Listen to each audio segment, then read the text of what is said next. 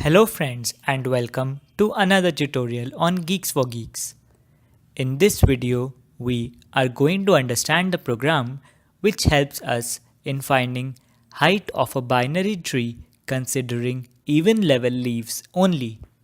First, let us take an example. The height of a binary tree is the number of edges between the tree's root and its furthest leaf. But here, we change the definition of a leaf node. Let us define a valid leaf node as the node that has no children and it is at an even level. The approach to this problem is slightly different from the normal height finding approach. In the return step, we check if the node is a valid root node or not. If it is valid, we return 1, else we return 0. Now, in the recursive step, if the left and right subtree both yield 0, the current node yields 0 too, because in that case there is no path from current node to a valid leaf node. But in case at least one of the values returned by the children is non-zero, it means the leaf node on that path is a valid leaf node, and hence that path can contribute to the final result. So, we return max of the values returned plus 1 for the current node. Now, let us look at the algorithm. Let us also have a sample tree to test our algorithm. We pass the root node which is 1 along with false for is-even boolean variable into function height of tree util. Now, as root is not null, we check if roots left and right are null. As they are not null, we recursively call the left and right subtrees and store height in left and right variables. Also, we reverse is-even boolean for each call. So, first we pass 2, which is the left child of 1, along with true for is-even.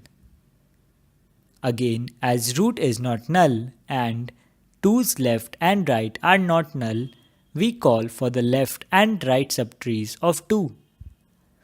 So, we first pass the left child of 2, which is 4.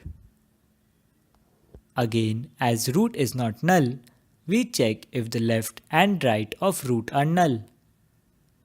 As it is true, we check if is-even variable is true.